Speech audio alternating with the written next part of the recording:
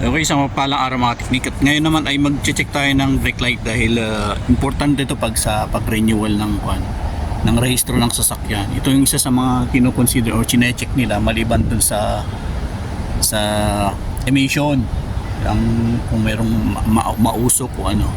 So ito isa sa mga importante mga teknik. Tapos yan na, bandang kaliwa hindi gumagana. So check natin, sana hindi busted. Ayan. Ito medyo maakon lang, may ilaw yan pero mahina na. Ayan. So, syempre yan, sa kalumaan na. Okay, check natin mga teknik. So kailangan nating tanggalin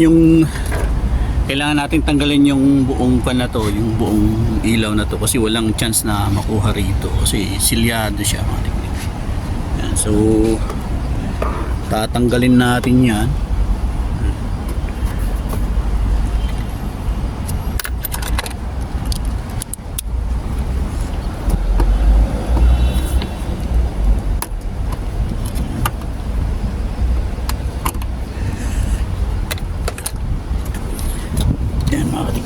So meron siyang, kung mapapansin nyo, may tornilyuhan dito sa likod niya. Dito mga teknik, may tornilyuhan dito sa likod ng connector na yan. Tsaka ito, dalawang tornilyo mga teknik. Tingnan natin kung anong size ng nut. Ito, number 7. Check natin yung number 8. Ito yun, sakto number 8 mga teknik.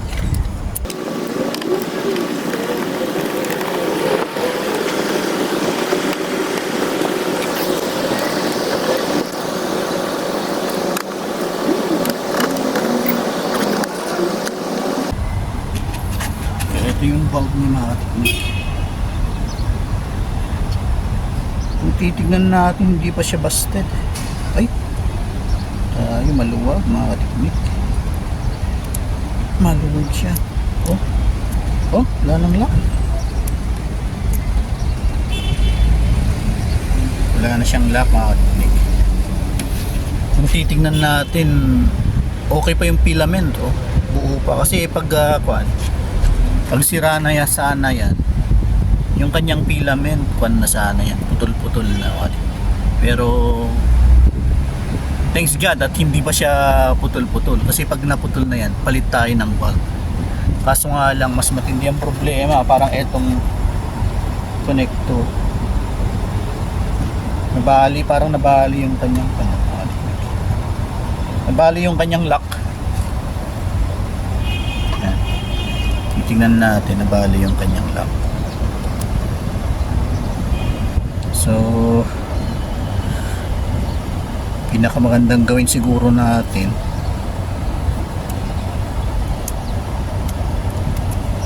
lagyan lang natin ng pasikip na lang.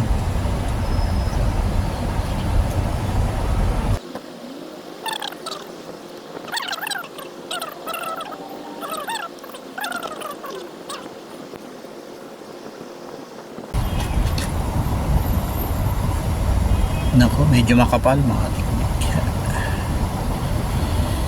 Medyo makapal siya.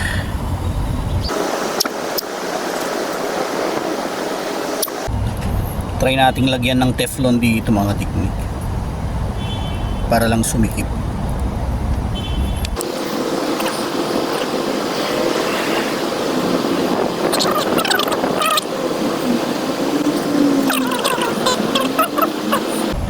Ayan, medyo masikip ng konti. Yan, just medyo masikip ng konti mga teknik. Yan, tingnan natin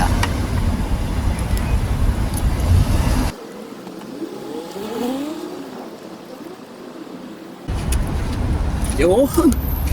Okay na mga teknik. So yan, thanks God at yan, sana ayan, medyo masikip naman na.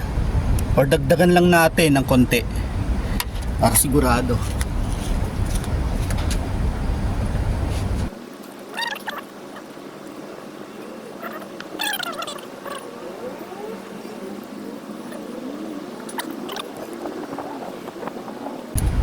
So yan, okay na mga teknik, balik na natin. So thanks God. At hindi na tayo napagasto kasi ito medyo mahal to katiknik. Itong connector tsaka pahirapan yata ang pagkabit oh. So at least okay pa yung ating bulb. So yan, libre na naman tayo dyan.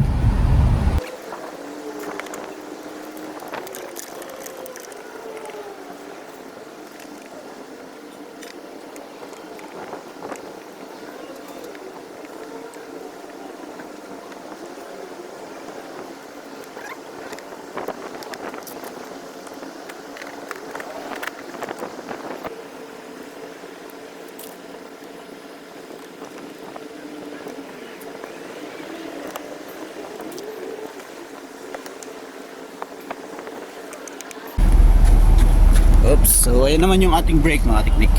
So brake light, okay na. Tatlo gumagana. So yan, hanggang dito lang tayo mga teknik. Mahalaga kasi yung brake light natin. Kasi nga, yan ang isang kinukonsider nila sa traffic. Okay, so hanggang dito lang tayo. At yan, thanks God at nakatipid na naman tayo ng ilang peso. Natipid natin doon sa ating pagdi-DIY. So hanggang dito lang tayo. More power po sa inyong lahat. At yan, thanks God sa karunungan. And God bless.